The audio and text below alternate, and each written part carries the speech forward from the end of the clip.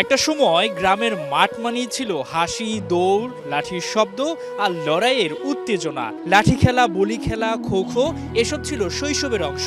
কিন্তু আজ এই প্রজন্ম তারা কি চেনে সেই খেলাগুলো, নাকি হারিয়ে যাচ্ছে শেকড় নিঃশব্দে? সেই হারিয়ে যাওয়া ঐতিহ্যকে আবারও নতুন করে বাঁচিয়ে তুলতে আসছে কিউট বৈশাখী ক্রীড়া উৎসব 1433।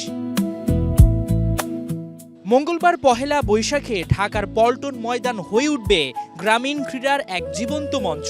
দিনব্যাপী এই উৎসবে থাকছে 9টি event: archery, volleyball, sepak টাকরো, kho kho, kabaddi, লাঠি খেলা, চট্টগ্রামের ঐতিহ্যবাহী বলি খেলা আর নানা দেশীয় কান্ট্রি গেমস। এই যে বৈশাখের একটা তাৎপর্য, এখানে দিয়ে যা বিলুপ্ত প্রায় খেলাধুলাকে আমরা যেগুলো খেলা আছে এগুলোকে যা পুনর্জীবিত করা যায়, এটা নিয়ে আমরা কতটুকু ভাবছি আমরা জানি না। তবে মাননীয় প্রতিমন্ত্রী মহোদয় আমিনুল হক সাহেব আমাকে উৎসাহিত করেছে। একত বৈশাখে যে খেলাধুলা হতে পারে এটা আমরা অনেকেই বুঝি নাই।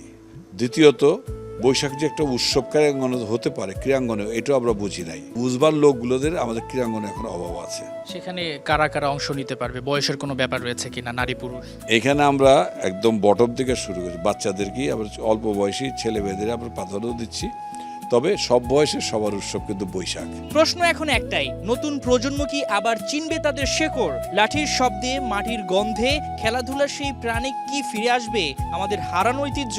ক্রীড়াঙ্গন শুধু যে গ্রামীণ হারিয়ে যাওয়া ঐতিহ্যকে আমরা ফুটিয়ে তুলবো এটা না, সকল ডিসিপ্লিনের উন্নতি ঘটবে। তা আমরা চেষ্টা করছি সবার সম্পৃক্ততা নিয়ে হারিয়ে যাওয়া খেলাধুলাকে প্রাধান্য দেওয়া। এমন আয়োজন যেমন সবার জন্য উন্মুক্ত, তেমনি বড় চমক হিসাবে দেখা যেতে পারে প্রধানমন্ত্রী তারেক রহমানকেও। তাতে বৈশাখী উৎসবটা হয়ে উঠতে পারে আরো রঙিন। হঠাৎ করে একটা সারপ্রাইজ আমরা পেয়ে যেতে পারি, যেমন গত কিছুদিন আগে প্রদর্শনী ফুটবলে মাননীয় প্রধানমন্ত্রী, আমাদের খেলা পাগল প্রধানমন্ত্রী চলে আসছেন। এখন এমনও তো হইতে পারে পল্টন ময়দানে উনি এসে হাজির হয়ে গেছেন, এটা একটা সারপ্রাইজ হবে। আমরা হয়তো আশা করতেই পারি যে ওনার উপস্থিতিটা।